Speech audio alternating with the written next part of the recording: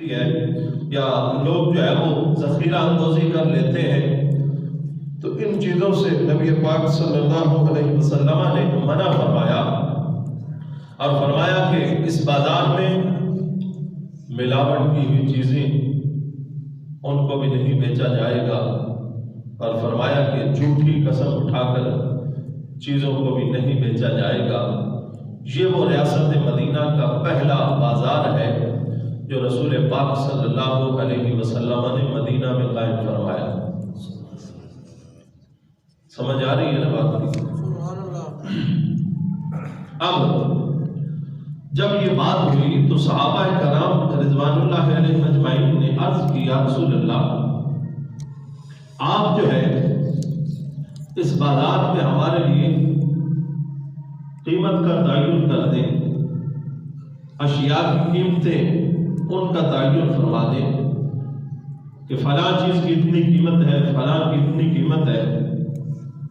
آقا علیہ الصلوۃ والسلام نے ارشاد فرمایا، ان اللہ هو الخالق القابض الباسط الرزاق المسعر، فرمایا اللہ اشیاء کا پیدا کرنے والا ہے، وہی رزق دینے والا ہے، وہی رزق میں وسعت دینے والا ہے، وہی رزق کو تنگ کرنے والا ہے۔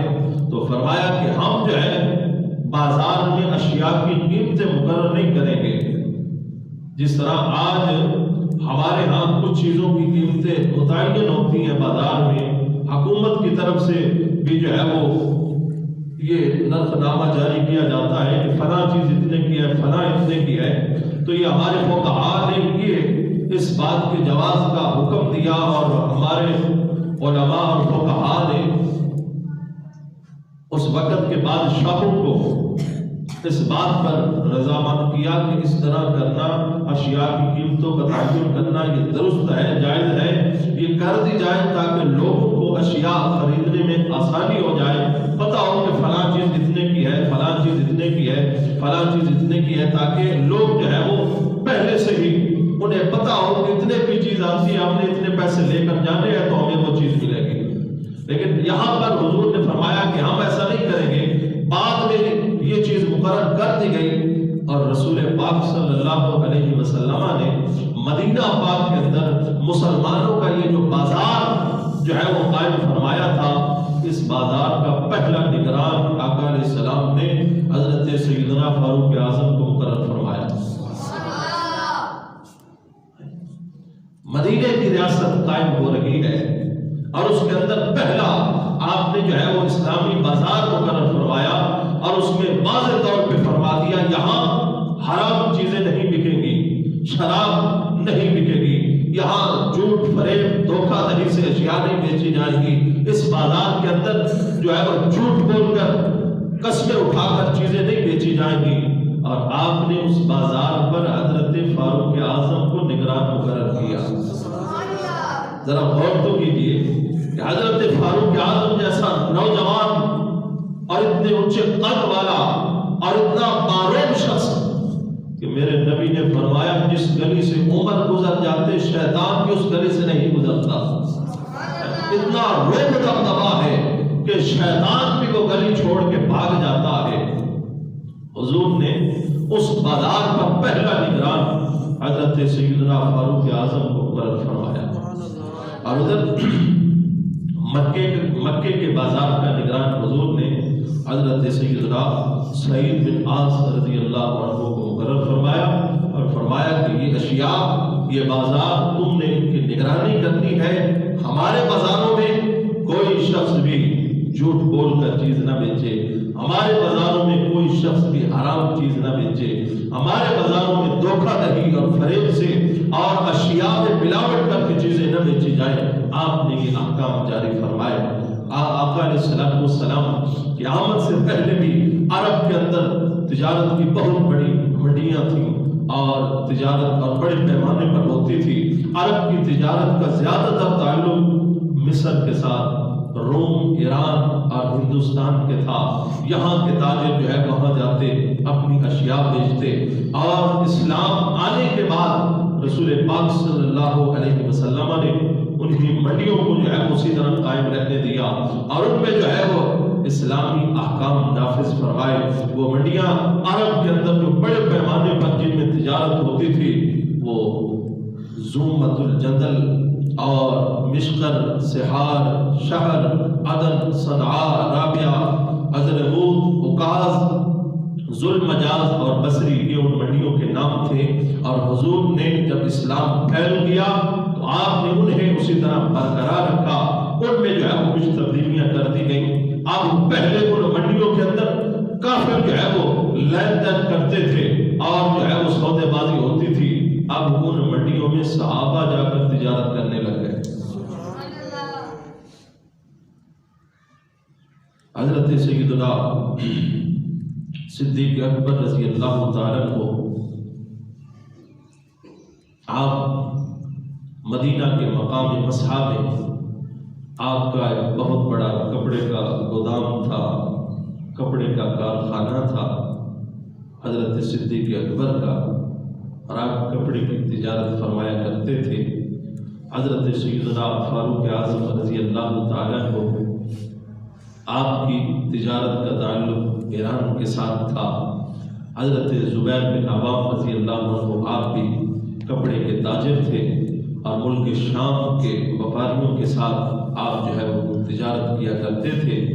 اور عکاظ کی منڈی جو 129 تک قائم رہی، وہاں پر آپ جو ہے وہ تجارت فرمایا کرتے تھے۔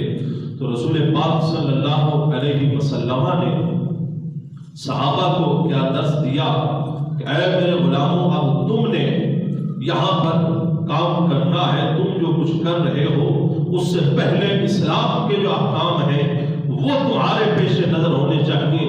فرمایا من غشا فلیس منا، جس نے اشیاء میں ملاوٹ کی وہ ہم میں سے نہیں ہے۔ آپ نے پہلے ہی انہیں انداز تجارت سکھا دیے تھے اور فرمایا کہ جو شخص اپنا مال جو ہے وہ جھوٹ بول کر بیچتا ہے، فرمایا مال تو اس کا بک جاتا ہے لیکن برکت ختم ہو جاتی ہے۔ مال تو بک جاتا ہے لیکن برکت ختم ہو جاتی ہے، اس مال میں برکت باقی نہیں رہتی ہے۔ اب دیکھیے حضور صحابہ کو انداز کس طرح آپ سکھا رہے ہیں، انداز تجارت، اور انہیں کس طرح جو ہے وہ بیان فرما رہے ہیں کہ اے میرے غلاموں، تم نے اب تجارت کرنی ہے تو اس سے پہلے یہ چیزیں تمہارے ذہن میں ہونی چاہیے، کسی چیز میں ملاوٹ کر کے تم نے نہیں بیچنا۔ اس طرح آپ نے پچھلے جمعے میں سنا تھا کہ حضور خود جو ہے وہ بازار میں گئے اور آپ نے جا کر بازار کی اشیاء کو دیکھا، چیک کیا۔ ایک صحابی جو ہے وہ شخص کھڑا ہے اور وہ گندم کا ڈھیر لے کر کھڑا ہے، بیچ رہا ہے۔ اس سے کچھ دن پہلے مدینے میں بارش ہو گئی تھی اور چونکہ گودام تو تھے نہیں اتنے بڑے کہ جس میں گندم کو محفوظ کیا جا سکے، آپ نے دیکھا کہ اس کی گندم سوکھی ہے۔ آپ نے اس گندم کے ڈھیر میں ہاتھ ڈالا تو کیا دیکھا کہ اوپر سے سوکھی ہے، اندر سے گیلی گندم ہے۔ تو حضور نے فرمایا یہ کیا کیا؟ عرض کیا رسول اللہ کہ یہ اوپر سے سوکھی اندر سے گیلی ہے، بارش ہو گئی تھی۔ فرمایا جس طرح اندر ہے جس طرح باہر ہے، اس کا ساری کو کھول کے رکھ تاکہ خریدنے والے کو پتہ چلے کہ یہ چیز اندر سے کیسی ہے باہر سے کیسی ہے۔ تو یعنی جو دکھا کر بیچ رہے ہو حقیقت میں وہی چیز ہونی چاہیے، یہ نہیں کہ اوپر سے اور ہو چیز اندر سے اور ہو۔ بتا کر یہ بیچی جائے کہ یہ فلاں کمپنی کی ہے، ڈبہ تو اس کا ہو لیکن اندر چیز کسی اور کمپنی کی ہو۔ تو حضور نے فرمایا اس مقام پہ من غشا فلیس منا، جس نے دھوکہ نہیں کی، جس نے ملاوٹ کی وہ ہم میں سے نہیں ہے۔ تو صحابہ بہت بڑے تاجر رہے، بڑی بڑی تجارتیں کی صحابہ نے، لیکن اصول صحابہ نے حضور سے سیکھے تھے کہ تجارت کس طرح کی جاتی ہے، لین دین کس طرح کیا جاتا ہے۔ حضرت عمر بن عاص رضی اللہ عنہ اور حضرت عمارہ بن ابو ولید، آپ بھی بہت بڑے تاجر تھے اور آپ کا تجارتی کاروبار حبشہ کے ملک اس کے بادشاہ نجاشی کے ساتھ اور اس کے عیال سلطنت جو تھے ان کے ساتھ جو ہے وہ آپ کا کاروبار چلتا تھا۔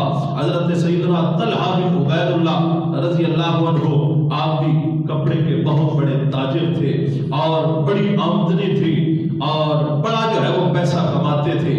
اور سنیے، صحابہ کما کر صحابہ نے کوٹھیاں نہیں بنائی، صحابہ نے پلاٹ نہیں خریدے، صحابہ نے جو ہے وہ بڑی بڑی بلڈنگیں نہیں کھڑی کی۔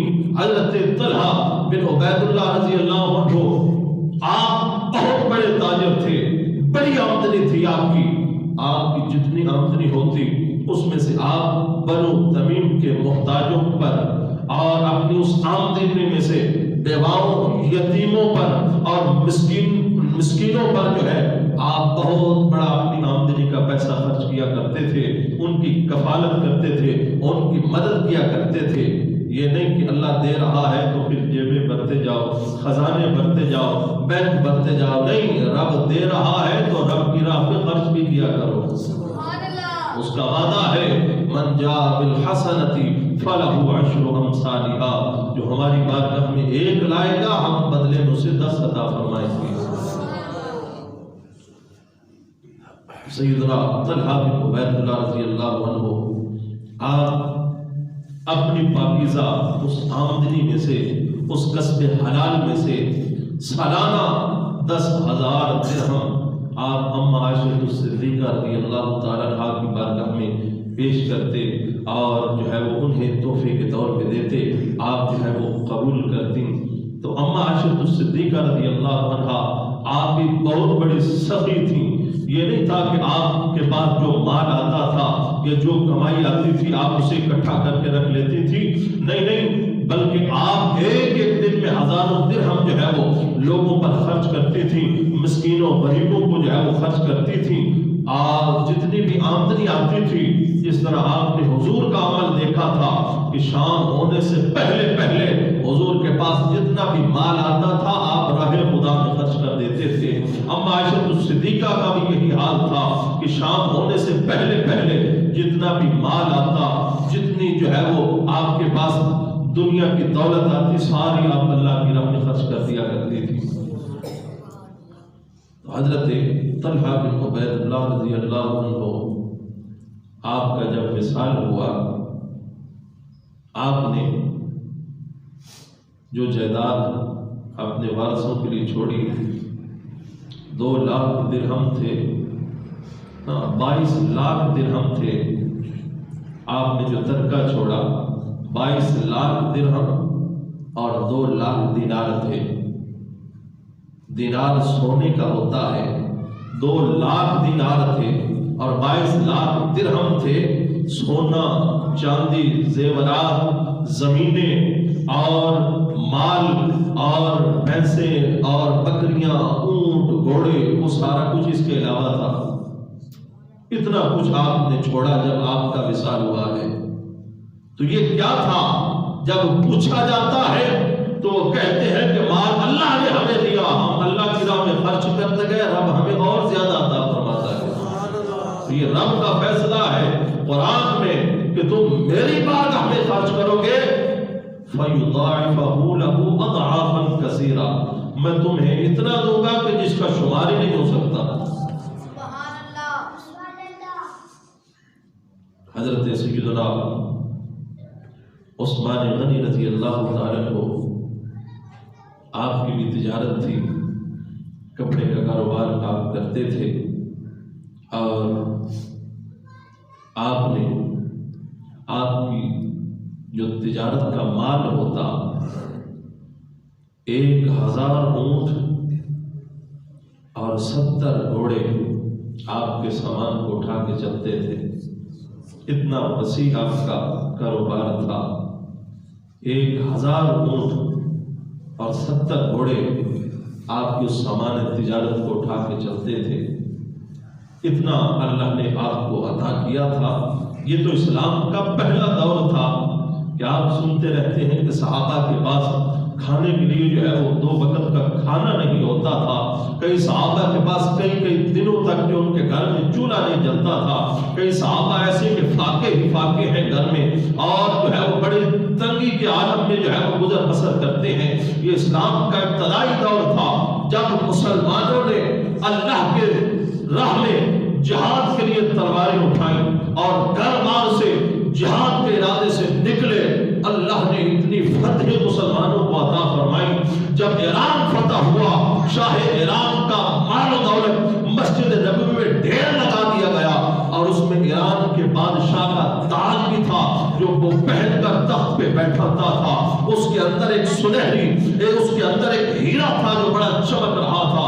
فاروق اعظم کا دور ہے، آپ نماز پڑھا کے جب باہر آتے ہیں سورج طلوع ہو رہا تھا، سورج کی روشنی جب اس تاج پہ پڑتی ہے تو اس میں لگے ہیرے چمک رہے تھے۔ حضرت فاروق اعظم دیکھ کر رو پڑے اور فرمانے لگے کہ ایک وہ وقت تھا کہ ہمارے پاس کچھ بھی نہ تھا، آج اللہ نے اسلام کی برکت سے آج شاہ ایران کا تاج بھی ہمارے قدموں میں رکھ دیا ہے۔ ایران کے بادشاہ کے وہ قالین، وہ تخت اور تاج جو ہے آج مسجد میں پڑا ہے۔ اور ایک صحابی بولے اور کہنے لگے اے عمر، آپ جیسا عادل حکمران جو ان پر ہے، جیسے صحابہ نے ان کے گلوں سے مال نکالا ہے، فرمایا ان میں کوئی ایسی جگہیں بھی تھیں جہاں اکیلا صحابی خدا کے علاقوں سے کوئی دوسرا دیکھنے والا نہیں تھا۔ فرمایا کہ صحابہ نے سوئی برابر بھی تو خیانت نہیں کی، جیسے وہاں سے مال اکٹھا کیا وہ سارا کا سارا لا کر آپ کی بارگاہ میں حاضر کر دیا ہے۔ اللہ اکبر۔ حضرت سیدنا عبد الرحمن بن عوف رضی اللہ عنہ، آپ آقا علیہ الصلوۃ والسلام گھر سے باہر تشریف لائے تو حضور رو رہے تھے، آنکھوں میں آنسو تھے۔ صحابہ سارے جمع ہو گئے کہ حضور کو کیا ہو گیا۔ حضور نے فرمایا عبد الرحمن ابن عوف کو بلاؤ، کہ وہ صحابی ہیں جو عشرہ مبشرہ میں شامل ہیں۔ حضور نے فرمایا جس نے دنیا میں چلتا پھرتا جنتی دیکھنا ہو عبد الرحمن ابن عوف کو دیکھ لے۔ حضور روتے ہوئے باہر آئے، فرمایا عبد الرحمن ابن عوف کو بلاؤ۔ بلایا گیا، حضور نے فرمایا میں ابھی خواب دیکھ کے آ رہا ہوں، کیا دیکھتا ہوں کہ میرے سارے صحابہ جنت میں چلے گئے، لیکن پھر بھی میں انتظار میں کھڑا ہوں کہ میرا عبد الرحمن ابن عوف ابھی تک نہیں آیا، میں اس کے انتظار میں ہوں۔ فرمایا بڑی لمبی انتظار میں نے کی اور مجھے خدشہ ہوا کہ عبد الرحمن ابن عوف کہیں ہلاک نہ ہو جائیں، ہلاکت میں نہ پڑ جائیں۔ آقا علیہ الصلوۃ والسلام جیسے ہی عبد الرحمن ابن عوف آئے، حضور نے انہیں سینے سے لگایا۔ اب حضور بھی رو رہے ہیں، عبد الرحمن ابن عوف بھی رو رہے ہیں۔ صحابہ بھی دیکھ کر رونے لگ گئے اور عرض کی یا رسول اللہ، سارے صحابہ جنت میں چلے گئے، آپ میرے انتظار میں کھڑے رہے، یا رسول اللہ میں نے کون سی ایسی غلطی کر دی ہے کہ میں ہلاکت میں پڑنے کا آپ کو خدشہ ہو گیا۔ حضور نے فرمایا اے عبد الرحمن، سارے صحابہ جنت میں چلے گئے، بڑی دیر انتظار کے بعد تو آیا، تجھے تیرے کثرت مال نے روک رکھا تھا، تو بڑا مالدار ہے، اس کا حساب و کتاب دیتے دیتے تجھے اتنی دیر ہو گئی کہ مجھے خدشہ لاحق ہونے لگا کہ کہیں عبد الرحمن ابن عوف ہلاکت میں نہ پڑ جائیں۔ اسی وقت اٹھے، یا رسول اللہ 100 گھوڑے سامان سے لدے میں آپ کی بارگاہ میں پیش کرتا ہوں۔ آقا علیہ الصلوۃ والسلام کہ یہ صحابی حضرت عبد الرحمن ابن عوف اللہ نے بڑا مال عطا کیا تھا، بہت بڑے تاجر تھے، بڑا مال و دولت تھا۔ حضور کے وصال کے بعد ایک دن ام المومنین حضرت ام سلمہ کے دروازے پہ آ کے بیٹھ گئے اور روئی جا رہے ہیں، روتے ہیں زاروں قطار۔ ام المومنین نے دروازے سے پوچھا اے عبد الرحمن تجھے کیا ہوا، کیوں رو رہا ہے؟ عرض کرتے ہیں اماں پہلے تو کوئی مسئلہ ہوتا حضور ہوتے میں ان سے پوچھ لیتا، آج میں اپنے مال کا حساب و کتاب کرنے بیٹھا ہوں تو مجھ سے اپنے مال کا حساب و کتاب نہیں ہو سکا، اتنا کثیر مال ہے، میں سارا کچھ چھوڑ کے آ گیا ہوں، آپ کے پاس آیا ہوں، مجھے خوف لاحق ہو رہا ہے، ڈر آ رہا ہے کہ میں یہاں اپنے مال کا حساب و کتاب نہیں کر سکا، اللہ کے سامنے میں کیسے حساب و کتاب دوں گا؟ اس خوف سے رو رہا ہوں، مجھے آپ نصیحت فرمائے کہ میرے لیے کیا حکم ہے، میں کیا کروں؟ ام المومنین ام سلمہ فرمانے لگی اے عبد الرحمن وہ کہاں حضور اور کہاں میں تمہیں کیا وصیت کروں؟ عرض کی کہ آپ میری ماں ہیں، ماں کی جگہ ہے، مجھے آپ وصیت فرمائیں، میں کیا کروں؟ کہیں میں ہلاکت میں نہ پڑ جاؤں اس مال کی وجہ سے، یہ تجارت تو اب میرے گلے آ کے پڑ رہی ہے کہ میں اس کا حساب و کتاب بھی نہیں کر سکتا۔ فرمایا کہ اے عبد الرحمن ابن عوف جائیے اور جا کر اپنی ساری دولت کا آدھا حصہ اللہ کی راہ میں خیرات کر دیجیے۔ آپ اٹھے گئے اور اپنی ساری جو دولت تھی اس کا آدھا حصہ اللہ کی راہ میں خیرات کر دیا۔ پھر آئے اور آ کر عرض کرنے لگے اے اماں پاک اب تو میں اللہ کے ہاں حساب و کتاب دے سکوں گا اور میرا جو ہے وہ کام وہاں پر بن جائے گا۔ فرمایا ہاں قیامت والے دن میں اللہ حضور کی بارگاہ میں سفارش کروں گی اور حضور تیرے لیے اللہ کی بارگاہ میں سفارش کریں گے۔ یہ نہ سمجھنا کہ صحابہ نہیں، اللہ نے بڑا کچھ صحابہ کو عطا فرما رکھا تھا، بڑے بڑے مالدار صحابہ، لیکن آپ تاریخ صحابہ اٹھا کر پڑھیے، صحابہ مدینے سے اٹھے، مکہ سے چلے، اپنے گھر بار چھوڑے، دور دراز ملک شام تک صحابہ تجارت کر رہے ہیں، ملک حبشہ میں جا کر تجارت کر رہے ہیں، ایران میں آ کر صحابہ تجارت کر رہے ہیں، ہندوستان کے تاجروں کے ساتھ صحابہ تجارت کر رہے ہیں۔ ارے آج جو ہے ہم دیکھتے ہیں کہ علاقوں میں اسلام کیسے پھیلا، ان علاقوں میں اسلام یہ فتح ہوئے کچھ علاقے مسلمانوں نے جنگ کے ساتھ فتح کیے، لیکن اسلام ان میں کیسے پھیلا؟ اسلام تو صحابہ نے کسی کو زبردستی مسلمان نہیں بنایا، کسی پہ تلوار اٹھا کے نہیں کھڑے ہو گئے کہ مسلمان ہو وگرنہ تمہاری گردن اتار دی جائے گی، نہیں، صحابہ نے جو بھی علاقے فتح کیے ان علاقوں میں ہر مذہب کے ماننے والے انہیں آزادی تھی، وہ اپنے آزادانہ طور طریقے سے اپنی عبادت گاہوں میں جا کر عبادت کر سکتے تھے، لیکن وہ سارے مسلمان کیسے ہو گئے؟ انہوں نے جب صحابہ کا اتنا پاکیزہ ستھرا انداز تجارت دیکھا، انہوں نے دیکھا کہ یہ تو لین دین میں نہ جھوٹ بولتے ہیں، نہ ڈنڈی مارتے ہیں، نہ دھوکہ دہی کرتے ہیں۔ میرے نبی نے فرمایا تھا اے میرے غلاموں چیز بیچتے ہوئے اس کے اندر کوئی عیب ہو تو پہلے بیان کر دینا۔ انہوں نے جب دیکھا کہ یہ تو چیزیں بیچتے ہوئے جو عیب ہوتا ہے وہ بھی پہلے کھول کے رکھ دیتے ہیں، اس چیز کے اندر یہ کمی ہے، اس میں یہ عیب ہے، سارا کچھ پہلے ہی بیان کر دیتے ہیں، تو وہ پوچھنے لگے کہ یہ تم اتنے پاکیزہ اور ستھرے لوگ کہاں سے آ گئے ہو؟ تمہیں اتنا پاکیزہ اور ستھرا کس نے کر دیا ہے کہ نہ تم جھوٹ بولتے ہو، نہ جو ہے وہ دھوکہ دہی کرتے ہو، نہ تمہارے اندر کوئی دنیا کا لالچ ہے، نہ کوئی حرص اور تمنا ہے، تم اتنے پاک اور ستھرے کیسے ہو گئے؟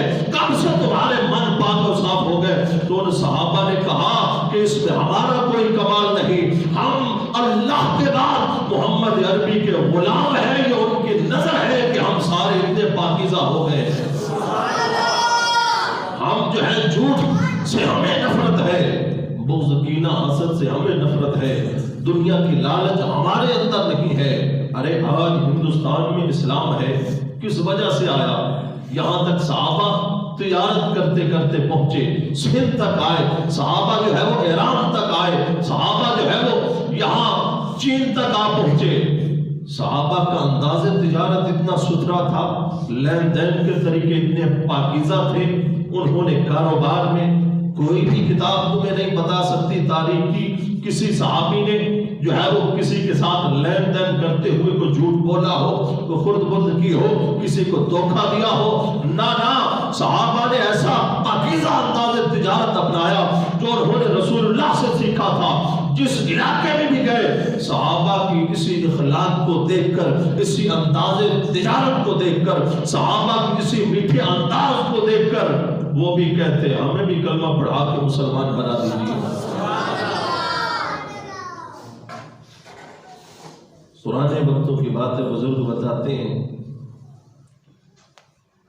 جب پاک و ہند اکٹھے تھے تو مسلمانوں کے اندر کسی علاقے میں ایک دکان ہندو کی تھی اور ایک دکان مسلمان کی تھی، اور مسلمان اپنے بھائی مسلمان سے سودا نہیں لیتے تھے، ہندو سے جا کے لیتے۔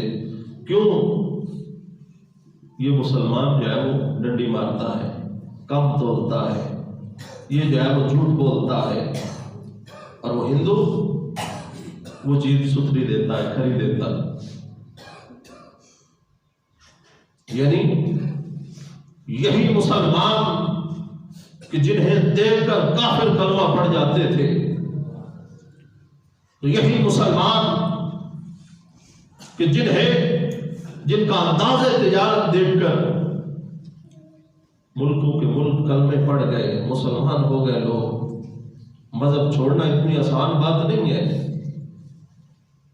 آج کوئی یہاں پہ دیوبندی کو وہابی ہو، آپ سنتے رہتے ہیں ہمارے علماء مناظرے کر گئے، مبالغے ہوئے، لیکن مذہب چھوڑنا، مسلک چھوڑنا اتنا آسان نہیں، مذہب تو بڑی دور کی بات۔ پر قربان جائیں صحابہ کی عمل و کردار پہ، صحابہ کی سیرت و صورت پہ، کہ صحابہ نے ان غیر مسلموں کے ساتھ بھی وہ رویہ اختیار فرمایا اور اتنا احسن انداز کے ساتھ ان کے ساتھ لین دین کے معاملات اور تجارت کی کہ وہ کہتے کہ تم اتنے ستھرے اور پاکیزہ لوگ ہو، ہمیں بھی وہ کلمہ پڑھاؤ جس کی وجہ سے من میں اتنی پاکیزگی آ جاتی ہے۔ کلمہ پڑھ کے مسلمان ہوتے چلے گئے۔ اللہ اکبر۔ نبی پاک صلی اللہ علیہ وسلم نے ارشاد فرمایا ان اللہ یحب المؤمن المحترف، فرمایا کہ وہ مسلمان جو اپنے ہاتھ سے کماتا ہے، فرمایا وہ مسلمان اللہ کو بڑا ہی پسند ہے، اللہ کو بڑا ہی پسند ہے، اللہ اسے اپنا محبوب بنا لیتا ہے۔ اور اپنی حدیث پاک میں ہے، اما عائشہ الصدیقہ فرماتی ہیں من امسا کا اللہ عمل یدہ امسا مغفور اللہ، فرمایا جو مزدور، جو مسلمان مزدور رزق حلال کمانے کے لیے صبح سے لگے شام تک جو ہے وہ رزق حلال کی طلب میں لگا رہے، اور شام کو جب وہ تھک ہار کے گھر آتا ہے تو میرے نبی نے فرمایا امسا مغفور اللہ، وہ شام کو اس حال میں لوٹتا ہے کہ اللہ نے اس کے سارے گناہ معاف فرما دیے ہوتے ہیں۔ یہ رزق حلال کی برکت ہے، یہ رزق حلال طریقے سے جو روزی روٹی کماتا ہے، فرمایا کہ اس مسلمان کو اللہ جو ہے شام میں اس حال میں لوٹتا ہے کہ اس کی مغفرت ہو چکی ہوتی ہے۔ آج ذرا سارے بندے جتنے بھی بیٹھے ہو اندازہ لگاؤ اور اپنے اپنے گریبان میں جھانکو، ہم صبح کس حال میں جاتے ہیں، شام کو کیسے لوٹتے ہیں، اور کس طرح جو ہے وہ کاروبار کر کے آتے ہیں، کہاں کہاں جو ہے وہ ہم جو ہے وہ دھوکہ دہی اور کیا کیا کچھ کر کے آتے ہیں۔ یہ وہ سچا مسلمان جو نماز کی بھی پابندی کرتا ہے، قرآن بھی پڑھتا ہے، لیکن جب روزی روٹی کماتا ہے اس میں کوئی ڈنڈی نہیں مارتا، اس میں دھوکہ فریب نہیں کرتا، کسی کو جو کسی کا حق نہیں مارتا، ملاوٹ نہیں کرتا ہے۔ فرمایا شام کو جب تھک ہار کے آتا ہے امسا مغفور اللہ، فرمایا اللہ اس کے سارے گناہوں کو معاف فرما دیتا ہے۔ آؤ رسول پاک صلی اللہ علیہ وسلم نے صحابہ کو جو انداز تجارت سکھایا اور جس طرح صحابہ نے تجارتیں کی اور دنیا میں اسلام کو پھیلایا، آپ کے سامنے ہے کہ صحابہ نے مال بیچتے ہوئے کبھی جھوٹ نہیں بولا، صحابہ نے کبھی جو ہے وہ اپنا کپڑا بیچتے ہوئے اس میں ڈنڈی نہیں ماری، گز تو تھوڑا جا گھٹا کے بیچ لو، نہیں، حضور نے کیا فرمایا؟ پورا تولو، تول کو بڑھا کے رکھو، بلکہ فرمایا پورا ماپو۔ پچھلے جمعے آپ سن چکے، اس سے پچھلے جمعے صحابہ